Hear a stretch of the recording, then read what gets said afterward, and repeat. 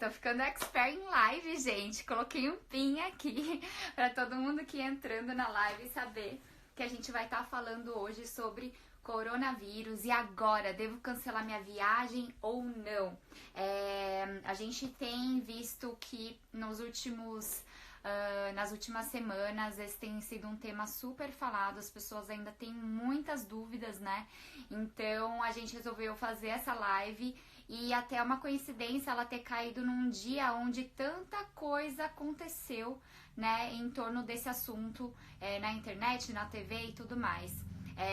Mas fico feliz que vocês estão aqui. Casal Infecto, a doutora Tassiana, ela já tá aqui também, já enviou um request, daqui a pouco eu já vou colocar ela aqui na live com a gente.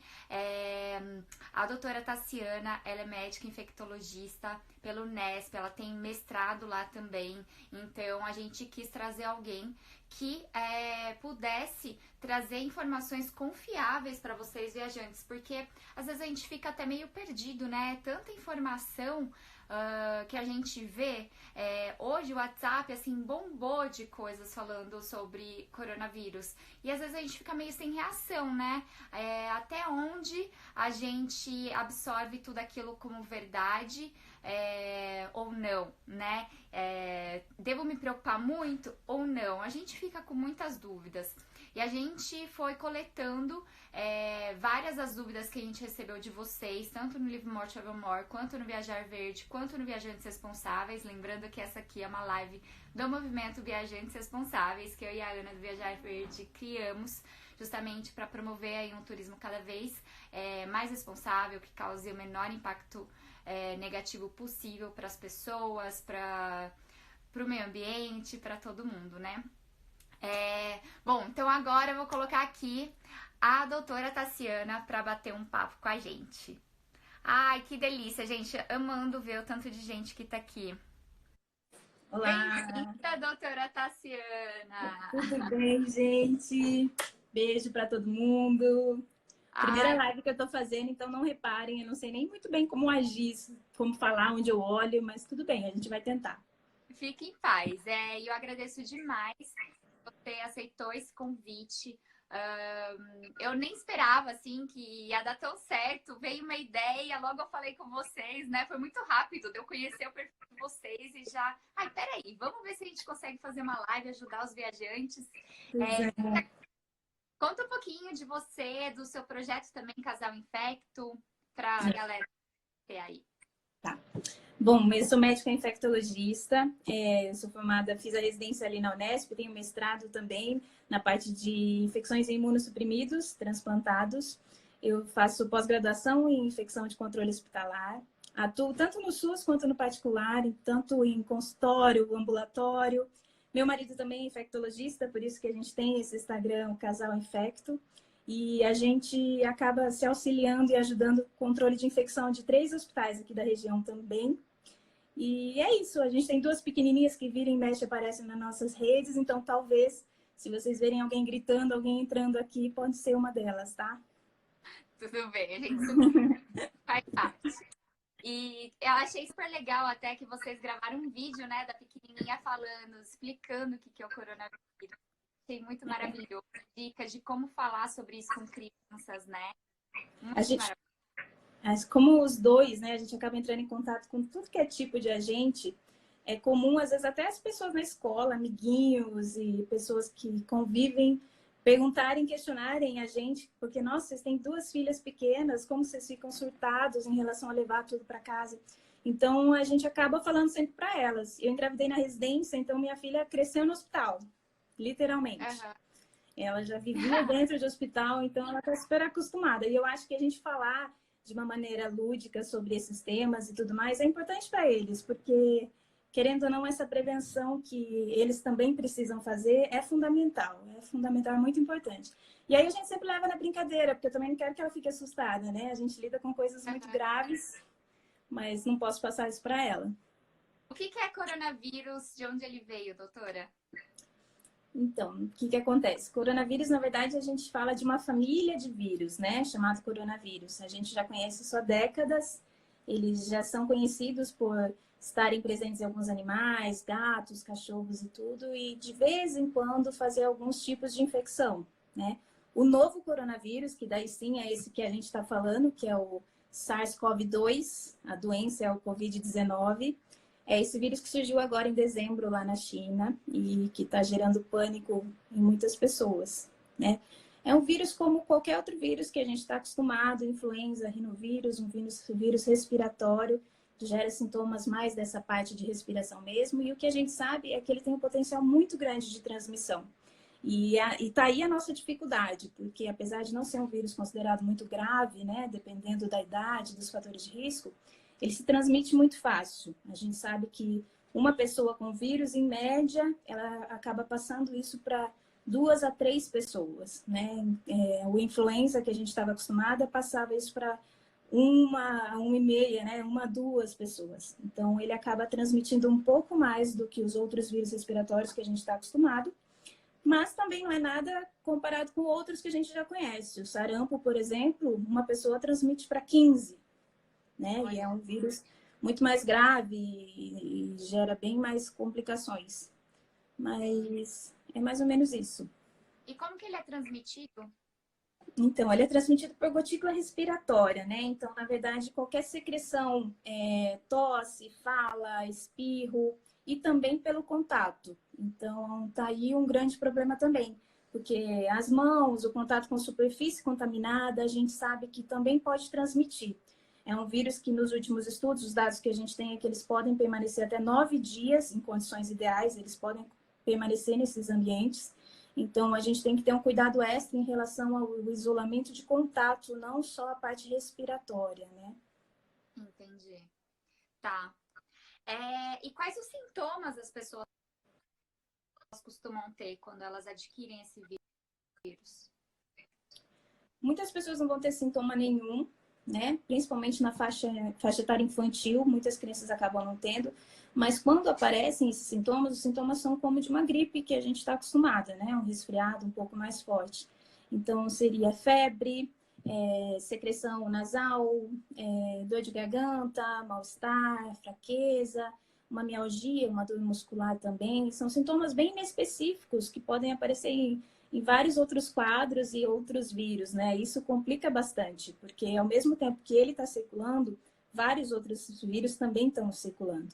Então, a gente tem essa dificuldade também em relação a diagnóstico e contenção por causa disso, né? Mas basicamente são sintomas respiratórios.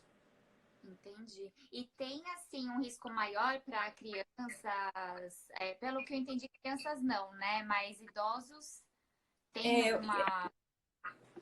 Essa foi uma das coisas que esse vírus acabou surpreendendo muito a gente, né? A gente está acostumado que vírus em gerais atinjam mais os extremos de idade. Então, tanto os idosos, né?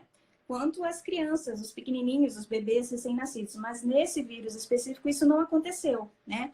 Os casos imensos são em relação a maiores de 60 anos, principalmente os casos graves, os óbitos aconteceram nessa faixa etária.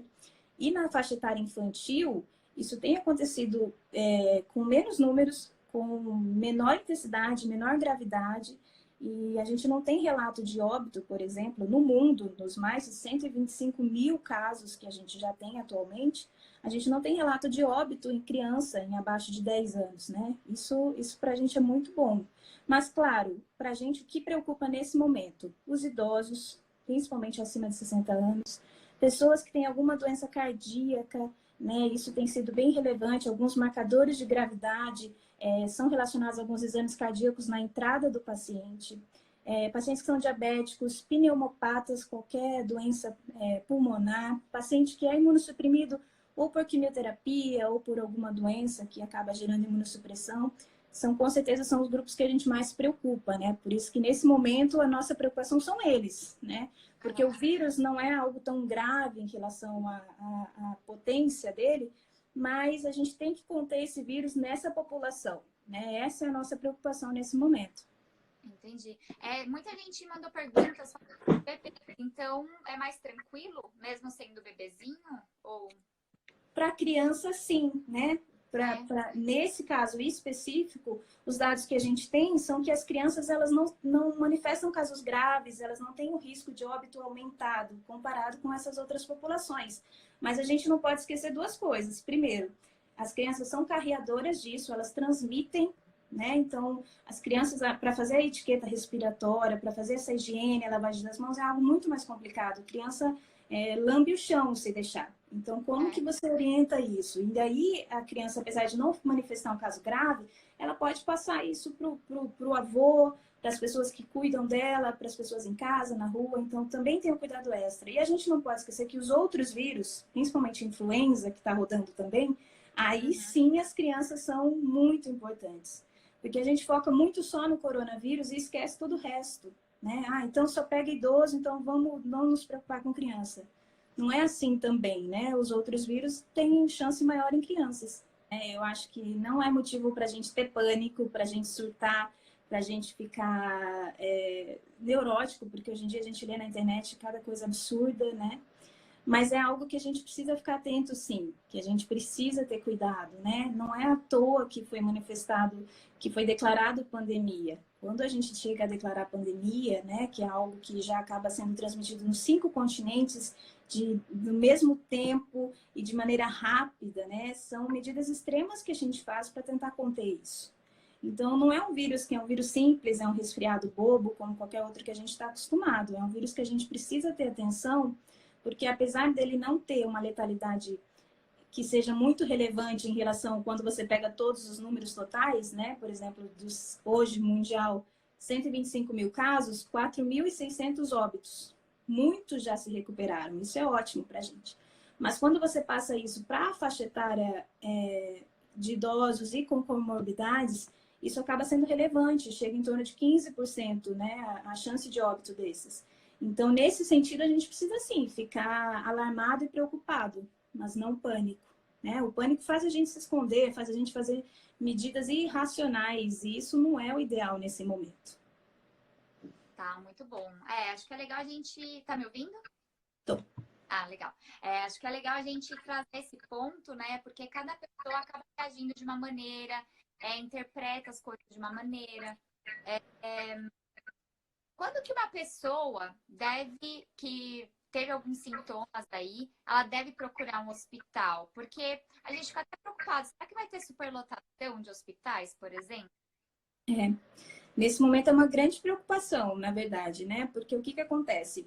É difícil você passar uma realidade de um outro país para o nosso país. Porque, primeiro, o nosso país é extremamente desigual. O que acontece em outros estados, a temperatura é diferente, as igualdades sociais são diferentes, a quantidade de hospitais, de leitos, é tudo muito diferente. É como se fossem vários países, né? Então, mas na Itália aconteceu isso, na Alemanha aconteceu isso, na China aconteceu isso. Aqui é totalmente diferente, né? A gente está com uma nova realidade.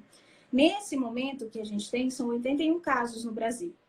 Hoje a gente já tem transmissão intraterritorial, a gente já tem pacientes que pegaram o vírus aqui no Brasil sem viajar, sem ter tido contato, né? Isso é algo que a gente precisava para ficar ainda mais atento, né? Porque as pessoas, elas acham que assim, o governo não está fazendo nada, ninguém está fazendo nada, por que não bloqueia tudo, né? Vamos parar as escolas. Não é tão simples assim. A gente precisa entender que como que eu vou fazer um isolamento numa população que mora na favela?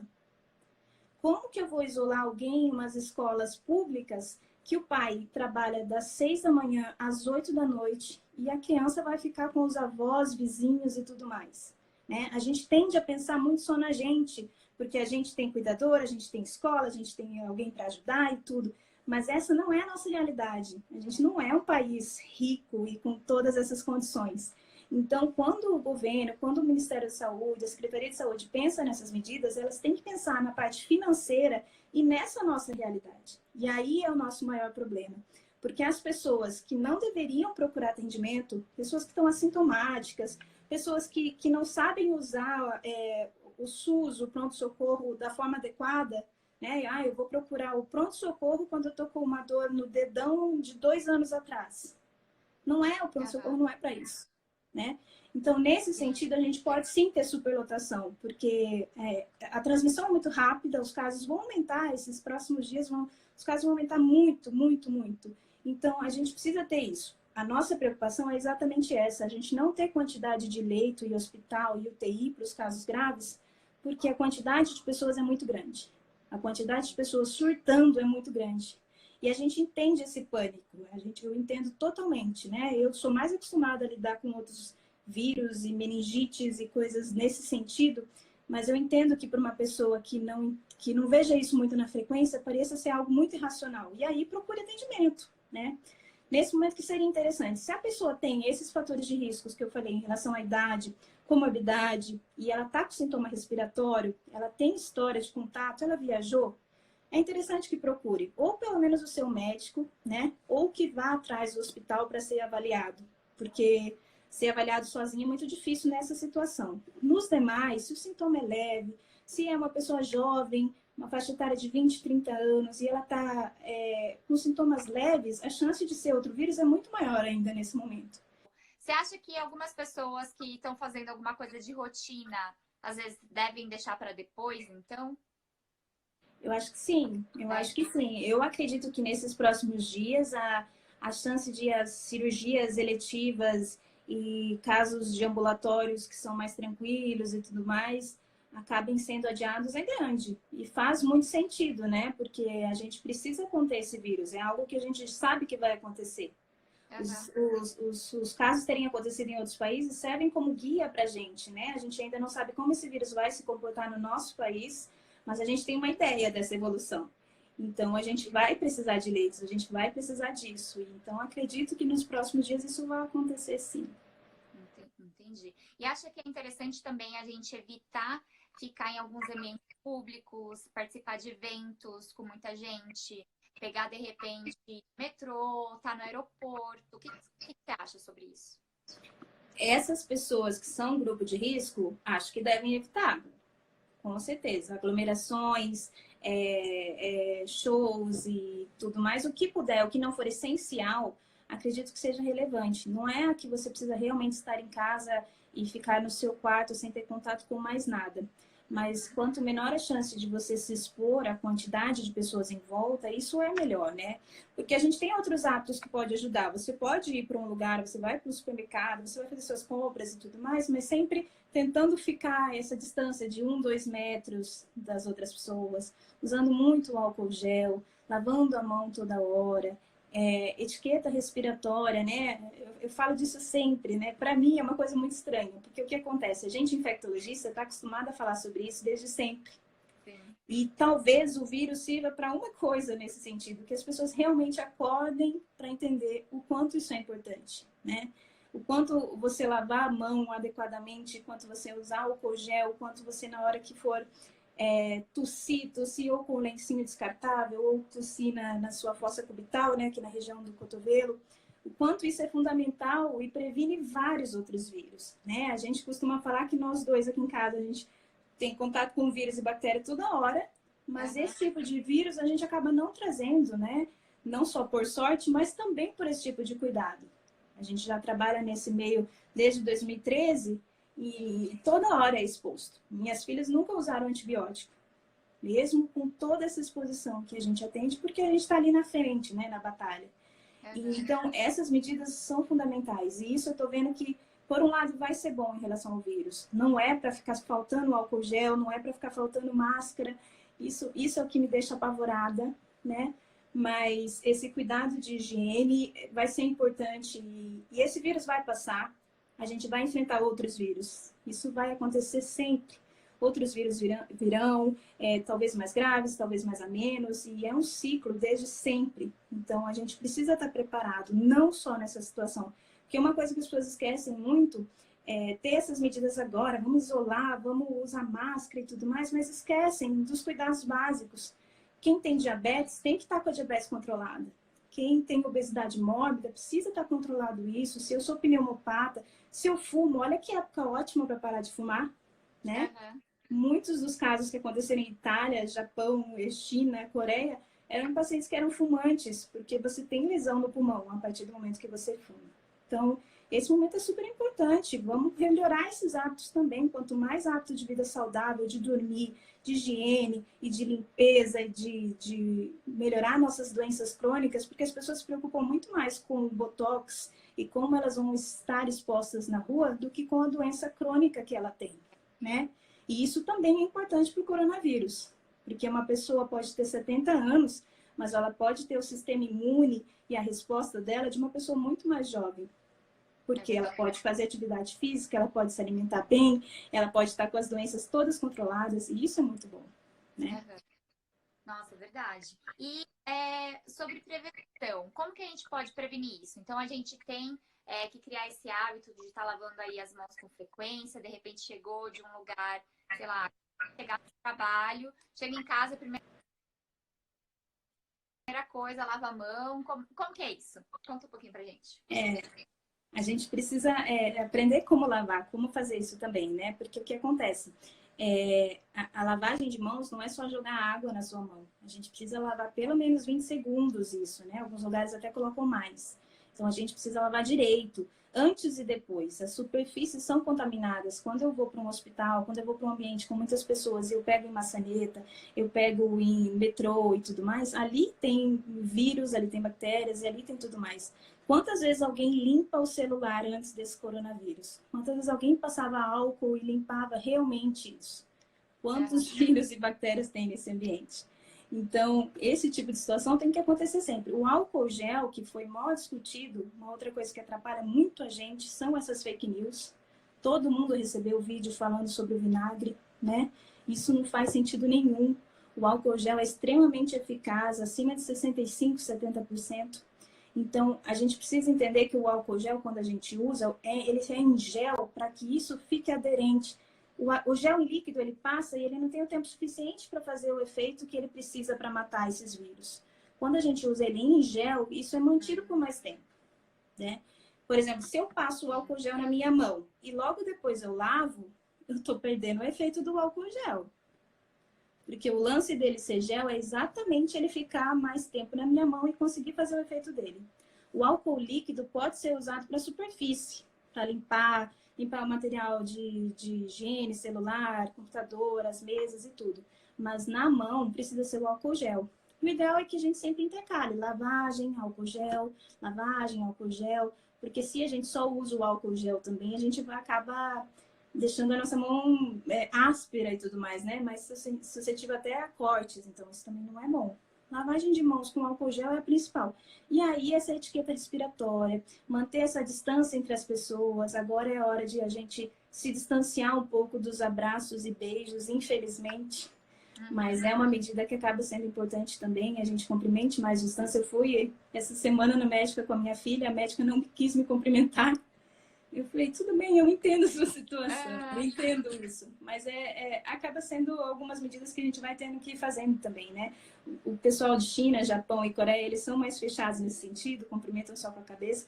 Isso, nesse momento, como a quantidade de vírus que está circulando é muito grande, os casos são muitos, a gente precisa conter um pouco também. Então, acaba sendo importante. Interessante. E, assim, muita gente perguntando de máscara. Devo usar máscara? Não? A máscara funciona? A máscara foi algo que já foram as brigas na internet. Eu recebo todo dia briga nos comentários dos meus posts, gente brigando por causa de máscara, né? Inclusive, um cara que é da Coreia me mandou mensagem esses tempos atrás me criticando, porque eu tinha falado em relação ao uso de máscara só quando você estava sintomático. E aí ele foi atrás e foi ler estudo, foi ler na OMS, CDC, liu inclusive as orientações da Coreia de que não era para usar máscara a todo direito, né? Então, o que é a questão? A máscara é importante que você use primeiro quando você está sintomático. Se você está com sintoma e você vai para algum lugar ou você vai mesmo procurar atendimento, você use a máscara cirúrgica, aquela máscara, a branquinha, a mais simples, né? E aí, o que acontece? Ela tem que estar colocada direitinho no corpo, só que ela não protege 100%. Esse é o problema de uma pessoa que não tem sintoma, não tem nada, e fica usando aquela máscara e acha que está protegida, aquilo que você não está. Primeiro, ela tem os espaços aqui, entra ar, né, e tudo mais. E a gente tem todas as outras regiões, inclusive a mão, que é o nosso maior problema nessa fase, que está transmitindo.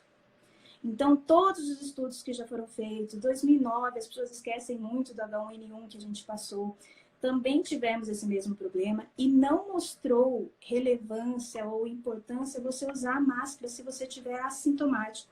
Não melhora a sua sobrevida, não diminui sua chance de ter o vírus. Por isso que a gente precisa usar. Se está sintomático, a gente, profissional de saúde, é muito exposto, né? Na hora que você está fazendo um procedimento, intubando, está aspirando, examinando, a gente entra em contato com secreção toda hora. Nesses casos, a gente usa a máscara cirúrgica se não for procedimento de aerolização. Algumas situações, por exemplo, quando você intuba, essa partícula que já é pequena, ela fica ainda mais pequena, ainda menor, né? Ela vira aerolisa. Nesses casos que você aerolisa, só a N95, aquela PFF2, que é uma que vocês já devem ter visto, que ela fica assim totalmente, só essa dá conta disso. Então, nesse caso, quando o profissional de saúde vai fazer esse procedimento, aí a gente tem que usar esse tipo de máscara. Nos outros, é máscara normal. Se tiver sintomático, se tiver cuidando de alguém, e profissional de saúde que acaba atendendo bastante. No mais, não tem necessidade. Entendi. Nossa, muito esclarecedor, porque eu estava pensando que eu ia comprar essa outra máscara aí, que ela é até um pouco mais cara, né? E não faz muito sentido, porque assim, a máscara, você tem que ser trocado, né? Ela tem uma durabilidade. Então você vai comprar uma super cara achando que vou usar isso o resto da minha viagem, e não é assim, sabe? A máscara branca a gente pode usar enquanto ela estiver sequinha e tudo, mas a gente fala em 4 horas a gente precisa trocar. E a N95 depende do laboratório, né? De onde é feito, mas a gente fala que geralmente dura um dia, né? E outra coisa que é importante, as pessoas não são treinadas a usar esse tipo de máscara. Eu vi muitas blogueiras e youtubers usando a N95 de maneira errada, não estava aderente no corpo, toda hora pegando na máscara. Como que você está se protegendo de um vírus que está circulando por aí, achando que você está com máscara e você está pegando na máscara? Não tem como, você entendeu? Por isso que caso você decida, é uma opção sua usar máscara, sem problemas nenhum. Você primeiro tem que entender como que você usa, então leia na internet, nos sites do Ministério da Saúde tem lá explicando direitinho como você deve usar, as etiquetas e tudo mais. E você tem que ter a responsabilidade de entender que nesse momento pode ser que pessoas que realmente precisem de máscara cheguem a ter falta delas, né? Porque a gente tem que entender o coronavírus como um problema de saúde pública e saúde mundial, não só da sua saúde, da sua família, na sua casa. Então, não tem jeito. A vontade, é claro, que todo mundo tivesse tudo lindo, tudo maravilhoso, e máscaras para usar em todo o ambiente. Mas isso não é possível numa realidade que a gente vive. Entendi. E tem vacina? Tem expectativa de uma vacina? Tem muito estudo sendo feito. Muito, muito, muito estudo, mas a gente ainda não tem nenhuma previsão. Eu não posso te falar uma data, 3, 4 meses, 2 meses, porque eu vou estar mentindo, criando falsas expectativas. Mas tem muito estudo sendo feito, inclusive em tratamentos. Muitas medicações em estudo já foram feitas e já tiveram uma boa resposta, mas não é tão simples assim eu passar isso para as pessoas e desenvolver esse cuidado para todo mundo, né? Então, leva um certo tempo para a gente usar uma medicação nova ou uma vacina nova, né? E nesse sentido, a gente tem que ter paciência, tem que esperar mesmo. E tem algum... para curar isso, quais seriam as recomendações por enquanto? Porque, assim, a gente tem que entender outra coisa também. Não existe cura esterilizante nesse momento. O que é cura esterilizante? Eu não consigo garantir que uma pessoa que teve o coronavírus realmente está curada para o resto da vida e nunca mais vai ter. Isso a gente ainda não consegue dizer. Cura esterilizante. Mas a gente fala em cura clínica, né? Cura laboratorial. A pessoa teve a cura, teve o vírus, se recuperou dos sintomas, fez todos os exames e está tudo negativo e recebe alta para casa para a vida normal. Nesse sentido, o coronavírus tem cura, sim, cura clínica, né? E aí, muitos casos já se recuperaram. Muitos. Mais ou menos metade dos casos atuais já tiveram essa recuperação documentada, fora os outros que já devem ter se recuperado, mas que ainda não foram notificados como isso, né? Os cuidados são como de qualquer outro vírus. A gente acaba cuidando com os que são graves nos hospitais, dependendo Muito, se tiver precisando de oxigênio, a gente entuba, a gente promove esse oxigênio de outras formas, a gente faz medicações sintomáticas para controle, nebulizações e tudo. São controles que a gente faz para algumas doenças que a gente não tem medicação específica. A gente controla apenas as gravidades e as complicações que elas podem trazer. Muitos podem ter pneumonia bacteriana por cima disso, né? E aí sim é o caso de entrar com antibiótico. Mas o Tamiflu ou Oseltamivir, que é a medicação que a gente usa para influenza, já foi vista que não tem efeito, né? Então, hoje não existe medicação específica garantida que cure. A cura clínica que tem acontecido é resposta do próprio corpo. Entendi. Interessante, bom saber, assim.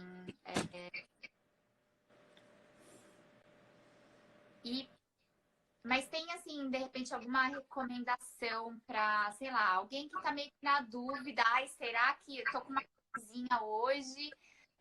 Não sei se eu tenho ainda, não tá nada grave. Tem alguma coisa que de repente pode fazer? Tomar uma vitamina, não sei, para tentar ajudar a imunidade? Nada. Vitamina C, vitamina D, própolis, shot de imunidade, suco de abacate, nada, nada. Tudo isso já foi estudado, tudo isso não tem efeito de verdade, assim, né? O que pode acontecer no caso é que a pessoa, na verdade, não tivesse coronavírus, ela tivesse a influenza, e aí sim, nesse caso, tomar o oseltamivir vai te curar, né?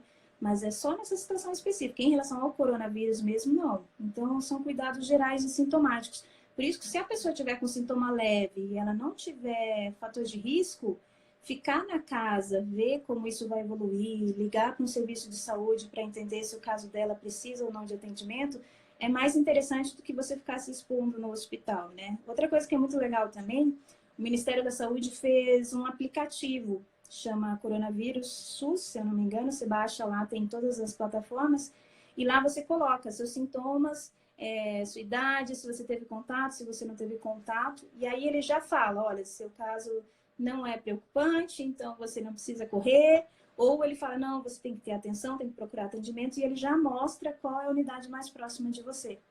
Esse aplicativo também é algo bem legal. Super legal. Sim. Tá. E nos aeroportos, como que tá a questão de prevenção? Tem alguns que têm um equipamento lá para medir a temperatura do corpo, né? Que mais? Isso era uma medida que estava sendo feita logo no começo dos casos, porque a ideia era que se a pessoa tivesse febril, tivesse com sintomas, a gente contesse isso, né? Não deixasse ela ir e tudo mais. Só que com a evolução do vírus, porque é um vírus novo, então ainda tem muita coisa para se descobrir, para se entender, foi visto que mesmo já, ou no comecinho dos sintomas, às vezes nem tinha febre, ou às vezes até na fase assintomática, que você já tem o vírus, mas você ainda está sem sintomas, existia um risco, que é menor, claro, mas de transmitir também. Então, esse tipo de contenção não fazia muito sentido, né? Isso também não é opinião de um especialista, porque alguém disse, minha mãe disse, o papa disse. Foi tudo feito em relação a dados, foi tudo feito em estudo, em tudo medicina científica, baseada em evidência científica, né? As pessoas precisam entender isso. Ah, mas porque eu acho que teria que ser assim. Tudo bem, é a sua opinião, a gente respeita, eu posso achar algo diferente e os estudos podem achar algo diferente ainda. Então, a gente vai respeitar os estudos, com certeza.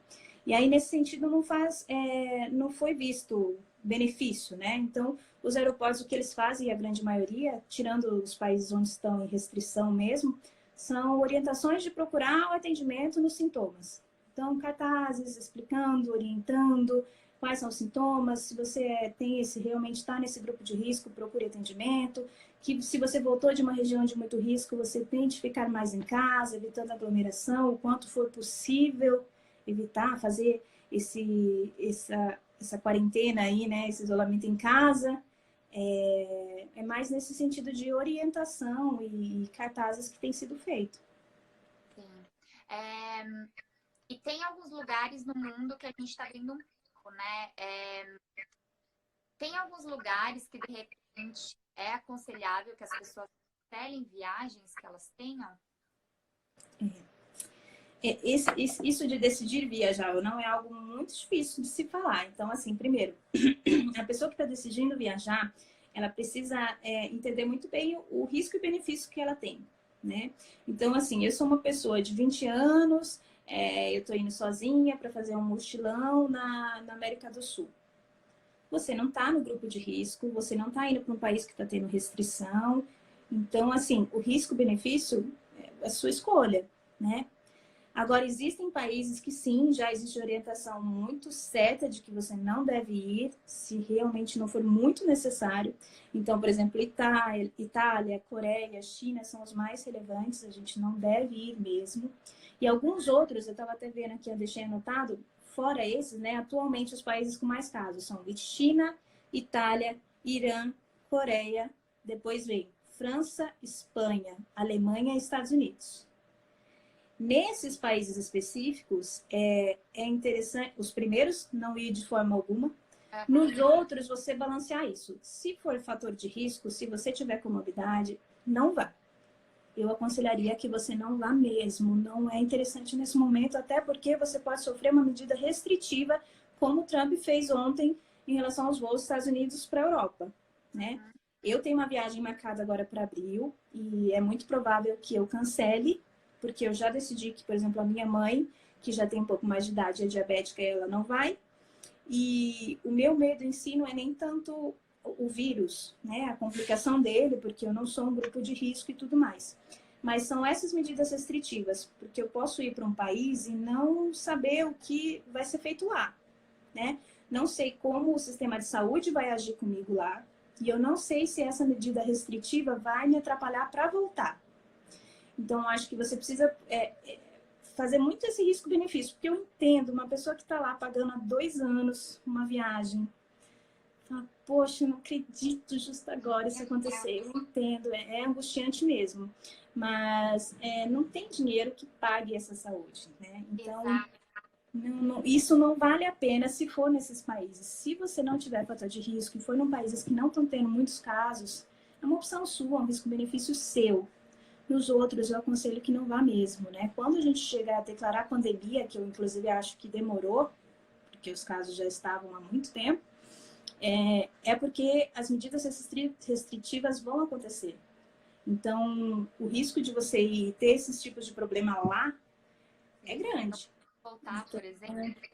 Sim. Imagina que os Estados Unidos é um lugar super caro, o dólar é R$ 5, e de repente você não consegue ir e tem que se manter lá por muito mais tempo. E tem, inclusive... Né? Lá não tem custo da vida. Sim, e tem, inclusive, o lance de você estar indo para fazer turismo, né? Não trabalho e tudo. E aí, por exemplo, hoje a Disney Califórnia já anunciou que fechou as atividades até nos próximos dias. Itália já está com vários dos monumentos e tudo mais, já não estão atendendo faz tempo. Nova York já anunciou hoje também que eventos com mais de 500 pessoas foram todos bloqueados. França, por exemplo, a Torre, eu sei que estava só aceitando cartão de crédito para evitar o contato com o dinheiro, esse tipo de situação também.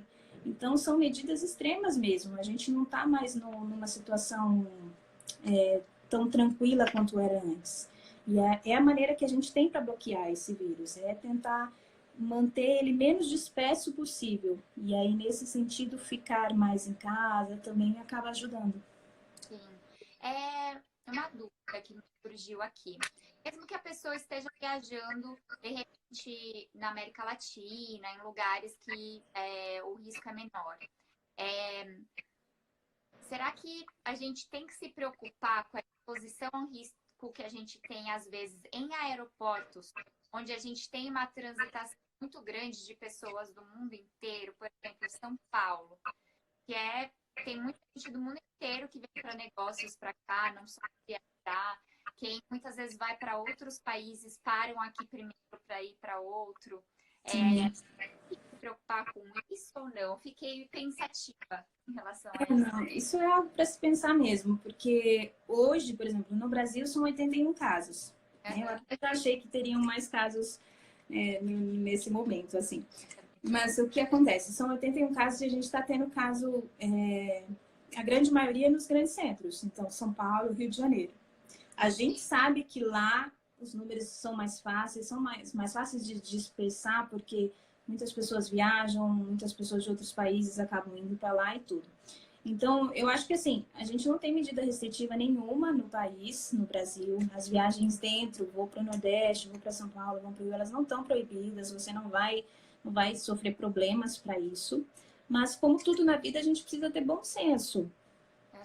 A mesma situação, se você não é grupo de risco e você está fazendo algo que talvez seja importante para você, não vejo por que cancelar.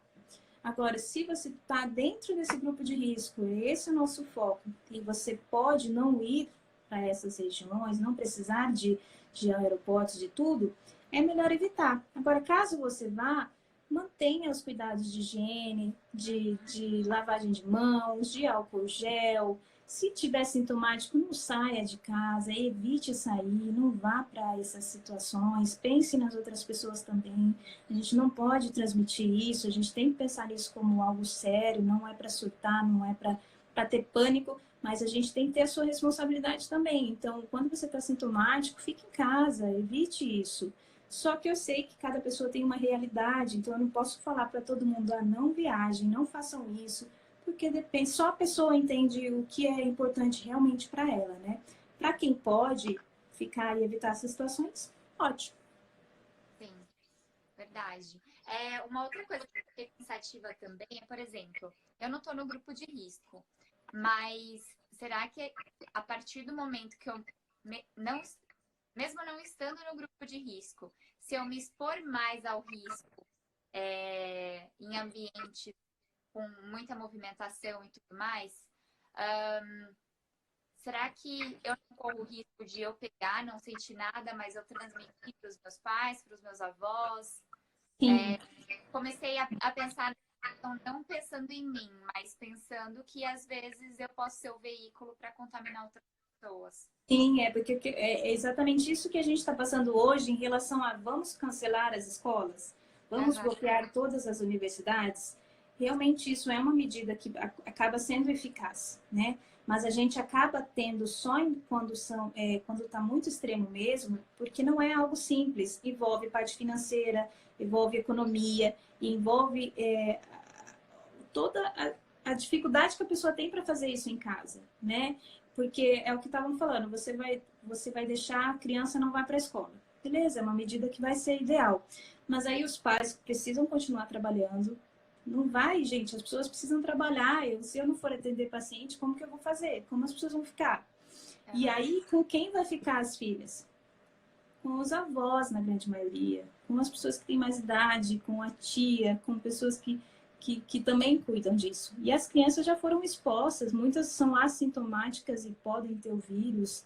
Então, é algo a muito a se pensar e balancear. Quando o governo faz esse tipo de medidas, é uma decisão difícil, né? Vamos realmente chegar a bloquear tudo, vamos realmente...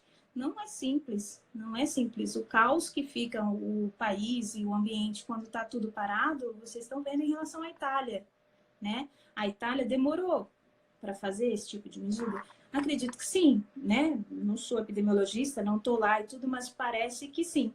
Mas é uma situação extrema quando os casos realmente começam a aumentar. O Brasil preocupa essa quantidade de leitos? Preocupa, com certeza. Eu fico preocupada em relação a isso. Mas o Ministério da Saúde tem feito todas as condutas muito baseadas na OMS, em tudo que é recomendado desde o início dos casos na China, né? Não é coisa da cabeça do ministro da Saúde, da cabeça do infectologista que está lá, não, foi tudo muito baseado. Então, assim, eles estão tentando fazer para conter isso. Vai chegar num dia que a gente provavelmente vai ter que fazer essas contenções? Acredito que sim. O número de casos vai aumentar muito nesses próximos dias. A gente espera isso, a gente já esperava isso. Então, é provável que daqui a uns dias essas medidas extremas de contenção, de isolamento, de parar as atividades extras, grandes eventos, vão ser bloqueados também no Brasil. Mas eu não tenho como afirmar 100% que o vírus vai se comportar aqui como ele se comportou na Itália. Porque ele pode se comportar em outros países que ele foi mais tranquilo, não foi tão rápido, né? Quando o epidemiologista avalia isso, ele avalia vários fatores. Quantidade de pessoas, clima, pessoas vivendo nessas regiões, potência do vírus. Então, não é tão simples falar, porque os Estados Unidos fez isso, então vamos fazer isso. Nossa realidade não é a mesma. Sim. Né? E o Brasil está preparado para lidar com isso? Nesse sentido, em relação às medidas de prevenção, eu acredito que sim. Em relação ao que tem sido feito e de exposição e de se falar e de mostrar, eu acredito que sim. Mas o país não é um país rico. E aí, em relação ao número de leitos e de hospital, na verdade, nenhum país no mundo estaria capaz de receber toda a população do país, né? Se o vírus tem essa potência tão grande de ser distribuída, nenhum país, nenhum mais rico do mundo teria capacidade para receber todas as pessoas do país no hospital. E o Brasil, a gente sabe que não é um país rico, é um país extremamente desigual, porque o que tem em São Paulo e o que tem no Acre e o que tem em Manaus é totalmente diferente. Então, nesse sentido, o Brasil está fazendo o que é possível, né? Porque não tem milagre que vai resolver isso. Então, a gente está tentando fazer as contenções que são precisas, as medidas que são feitas, que já mostraram benefício em estudos, mas infelizmente, bloquear totalmente, evitar, curar, resolver esse vírus, não é possível, né? Então, essa é a nossa dificuldade. E tem uma expectativa de em quanto tempo a gente tem esse pico do vírus e depois baixa, de repente ele termina, entre aspas, termina essa preocupação, alguns meses. Porque a gente tem visto umas notícias assim na internet, né? Então. Se a gente for considerar a China, que inclusive agora os casos só estão diminuindo, né? Vocês devem ter visto essa notícia, foi em torno de 3, 4 meses, né? Mas isso é a China. Se a gente for pensar na Itália, é algo diferente. A população lá é bem mais idosa, é a população com mais comorbidade, a população uma população menor e tal. É diferente para o Brasil, é difícil te dizer isso, né? Não consigo te falar exatamente se aqui vão ser 2, 3, 4 meses, não sei. Eu espero que seja resolvida rápido, claro, como qualquer outra pessoa. Claro. Mas ainda é muito achismo. Esses dados são muito dinâmicos. O que eu falo hoje em relação a essas medidas de prevenção pode mudar amanhã, né? Porque os casos estão mudando muito rápido e está tudo desenvolvendo. Hoje foi um caos de mudanças de ontem para hoje, né? Então, esses dados são dinâmicos, a gente precisa estar atento, ler na internet toda hora, procurar informação, seguir o que tá sendo falado, porque essas fake news atrapalham muito, muito o trabalho que a gente faz. Tem muitas pessoas boas na internet. A gente faz parte do grupo de Saúde Honesta, que é um grupo que divulga informação de qualidade, e a gente está toda hora tentando combater essas fake news e tudo, mas com a facilidade que a gente tem na internet, tanto para adquirir informação boa, a gente tem para informação ruim também.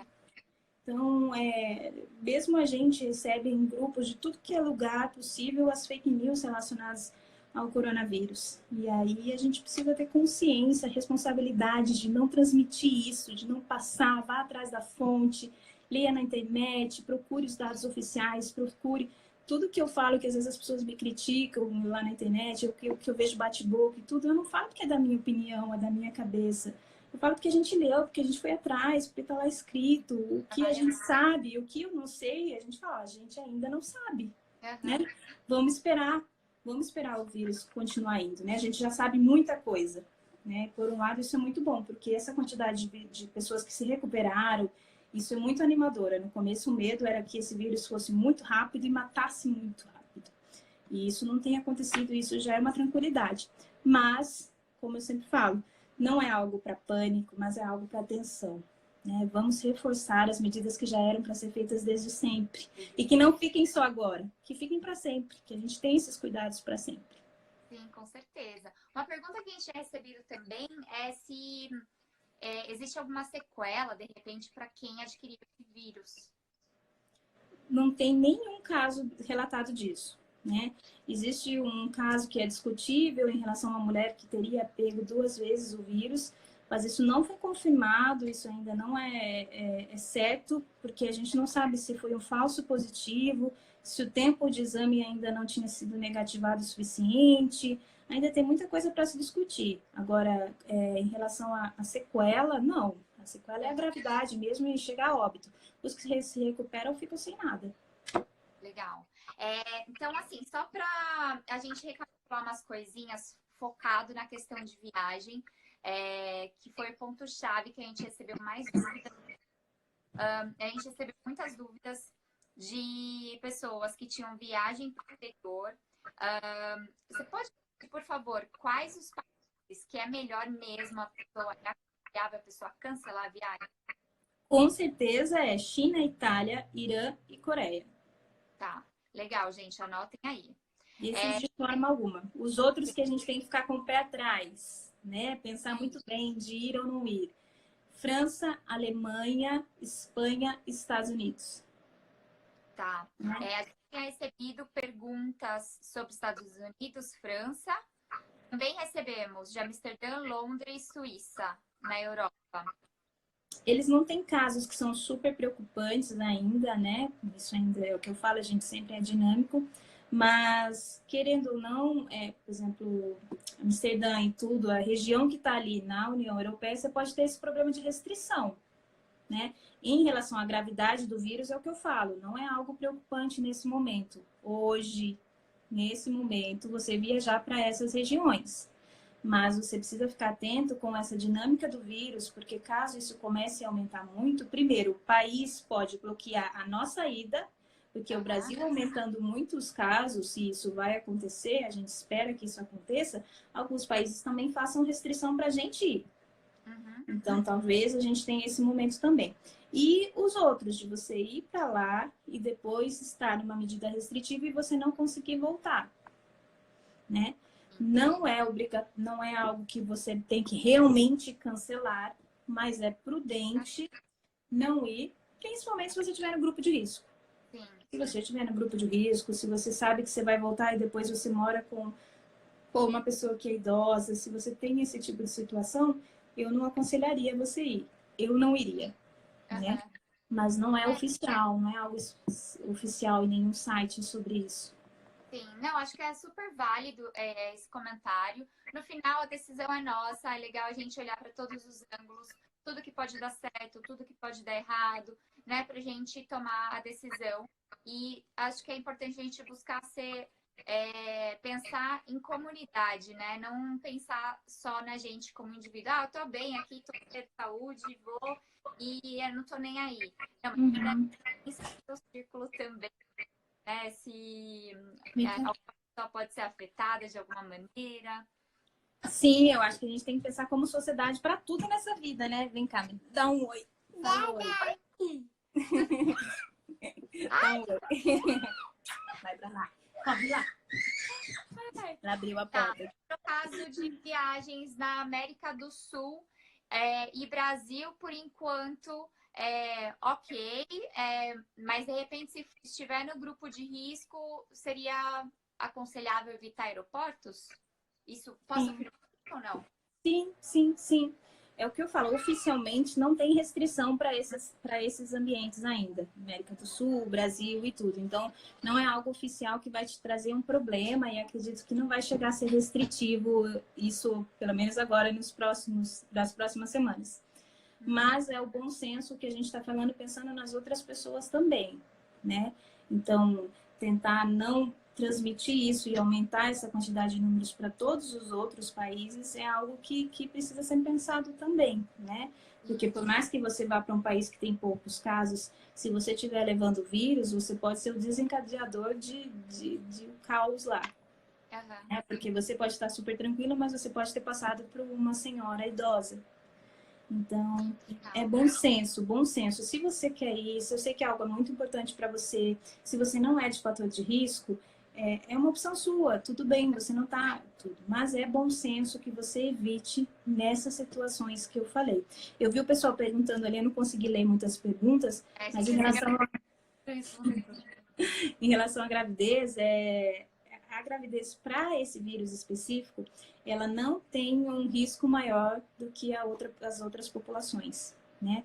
Os estudos que foram feitos nos casos em gravidez não comprovaram passagem para o bebê, não geraram gravidade para a criança nem para a mãe, diferente de outros vírus. Esse vírus é algo muito novo para a gente nesse sentido. A gente está acostumado que grávidas e crianças sejam fatores de risco, mas para esse vírus específico, ele não é relevante para uma gravidez. Agora, a grávida tem que estar atenta para os outros vírus. para todas as outras situações que estão acontecendo. Hoje eu atendi 3 casos muito prováveis de dengue. Dengue está surtando por aí, muito mais que o coronavírus. Então, a gente precisa ficar atento a isso, mas não esquecer dos outros. Total. Tem muita gente perguntando aqui sobre alguns casos de alergia, bronquite. Essas pessoas são enquadradas no grupo de risco, além dos idosos? Não, não. A alergia só por si, bronquite só por si, não.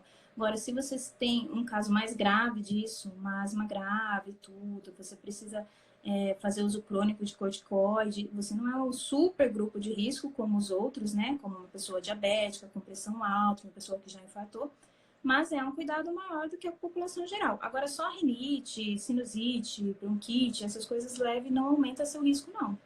Tá. Então, só para recapitular, as pessoas de risco são pessoas idosas que já tiveram infarto. Desculpa. Sim, qualquer problema cardíaco, desde pressão alta, infarto prévio, angina, arritmias e tudo mais, esse tipo de população. Os pneumopatas, que daí são os pneumopatas importantes, principalmente os que têm asma grave, os que têm alguma doença pulmonar de enfisema, tabagismo, esse tipo de situação. Diabéticos, e aí os outros imunossuprimidos. Então, transplantado, que está numa fase inicial, pacientes que fazem quimioterapia no pico da quimioterapia, nesse sentido. Em relação ao HIV, que também perguntaram ali, o HIV é muito dependente do CD4, né, da sua célula de defesa. Se você está com CD4 estável, se você está com a carga viral indetectável, o seu risco é igual como de qualquer outra pessoa, tá? HIV em si não aumenta seu risco, aumenta caso você tenha AIDS mesmo, você tem um CD4 muito baixo, aí você tem uma imunossupressão importante. Senão, você vai pegar as mesmas infecções que qualquer outra pessoa. Sim, interessante. Nossa, doutora, tô assim, extremamente grata com a sua participação. Pessoal, por favor, sigam a doutora Tassiana lá no Casal Infecto. Ela tá colocando muitas informações relevantes lá diariamente. Eu tô amando, eu conheci há pouco tempo o perfil dela, mas tô me informando demais. Então, doutora, gratidão demais por ter participado. Obrigada, gente. Obrigada mesmo. Foi um prazer conversar com vocês. Queria poder ficar falando muito mais, mas o nosso tempo é super, super restrito. Sempre que dá, eu tento responder as mensagens lá. Eu fico angustiada quando alguém me manda e eu não consigo responder. Vou dormir pensando na pergunta, mas eu tento mesmo, assim. Só que os dias têm sido bem caóticos para a gente que lida com essa situação de infecção. Vocês podem imaginar. Então, tentem entender todos os lados, tentem pensar no geral. Não divulguem situações, não divulguem fake news, confiem nas suas fontes, confiem nos órgãos oficiais, entendam isso, porque ninguém está aqui. A pessoa não vai falar algo que seja ruim, porque envolve ela também, envolve a família dela, envolve todo mundo, mesmo a pessoa mais egoísta do mundo, ela tem que pensar na família também. Então, ela vai fazer medidas gerais, tá bom? Ó, deixa eu dar... O Danilo quer dar um oi para vocês, rapidinho. Oi, gente. Olá! Tudo bem? Só a metade que falta. Ele estava ajudando com as crianças enquanto eu estava aqui. Super. Mas o casal infecto somos nós. Muito bom. Só no final, antes que eu esqueça, tem algum site confiável onde as pessoas podem colocar informações, porque as pessoas estão usando todo dia, né? Então, se alguém quiser encontrar informações confiáveis em algum site, em que site eles deveriam entrar? Os mais importantes são a Organização Mundial de Saúde, mas é claro que a maioria dos dados são em inglês, então é difícil para quem não fala inglês. O CDC, que é dos Estados Unidos, acaba falando muito dado geral, a gente confia muito nisso. E o Ministério da Saúde, né? Fora isso, a gente tem outros canais de Instagram, o Flávio Pediatra é um que está falando disso a toda hora, desde o começo também, alguns canais de Instagram de redes confiáveis, mas essas oficiais, principalmente o próprio Ministério da Saúde, são onde vocês vão encontrar as maiores seguranças. Confiem nesses dados. Perfeito. Obrigada. Antes tá bom? Quer dar um recadinho rapidinho. Semana que vem a gente vai ter, na quinta-feira, às 20 horas, como sempre, uma outra live do Movimento Viajantes Responsáveis, lá no Instagram da no Viajar Verde. Ela vai estar falando sobre Viagens Veganas, com a Juliana Molina, que é do Vegan for You. E também lembrar vocês de participarem aí do Desafio Viajantes Responsáveis. A gente criou esse movimento para incentivar cada vez mais pessoas a compartilharem informações úteis relacionadas ao turismo, como praticar um turismo responsável. E a gente trouxe esse tema porque a gente tem que ter responsabilidade também com a nossa questão de saúde, né? Com certeza. Viajar, então foi super legal. Quem quiser participar, a gente tem até o apoio da Columbia Brasil, que é uma marca aí de roupas, equipamentos de viagem, né? Que é maravilhosa, com produtos super duráveis. Ela está ajudando a gente nesse projeto. Obrigada, Columbia. Então, galera, façam um post aí com alguma informação super útil que você acha que todo mundo ao seu redor devia ter. Marquem a gente, @viajantes responsáveis, #viajantes para participar. Vamos junto com a gente, informação é essencial. Parabéns pelo trabalho, viu? A gente só aceitou fazer a live porque era com vocês, o que vocês fazem também é muito sensacional, tá bom? Ai, precisando tomar aí. Doutora, amei.